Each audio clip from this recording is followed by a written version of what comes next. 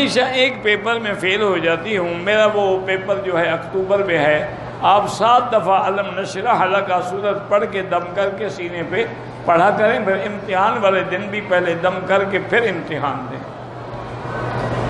اور وہ جو ہے نا بعض اوقات یہ بھی ہوتا ہے کہ وہ پیپر کوئی تمہیں صحیح پڑھانے والا استاد نہیں ملا.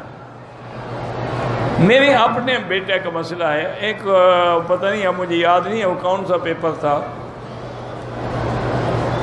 وہ میڈیکل کا پیپر تھا. اس میں وہ اس کی سپلی آ گئی، ایک پیپر میں رہ گیا. تو اب اس نے مجھے کہا کہ وہ میرا پوتا ہے، یعنی بیٹا تو نہیں، دادا، کہ میں اس پیپر میں رہ گیا ہوں اور مشکل یہ ہے کہ ایک تو یہ پیپر بڑا مشکل ہے،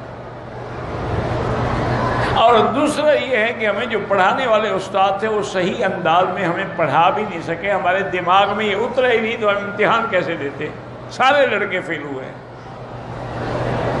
میں نے کہا اچھا انشاءاللہ کوئی حل نکلے گا. میرے ایک دوست تھے ڈاکٹر، اب مجھے نام بھول گیا، بلوچ فیملی سے تعلق رکھتے تھے. اب وہ انگلینڈ چلے گئے ہیں. وہ اس وقت سعودی جرمن ہاسپٹل میں تھے. ان کا جو جرنل نکلتا ہے اس کو وہی لکھتے تھے. میں نے اس کو فون کیا، میں نے کہا یار میرے بچے کا یہ مسئلہ ہے. اس نے کہا حضرت میں نے ساری زندگی یہی مضمون پڑھایا ہے اور اسی میں نے پی ایچ ڈی کیا ہے.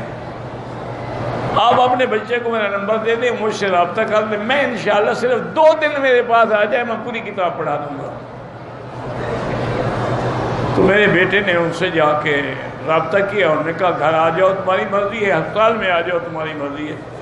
میں تو ترستا رہتا ہوں کہ بلوچوں کی اولاد بھی کوئی پڑھو گی، جو اکثر بلوچ تو ہم جاہل ہوتے ہیں.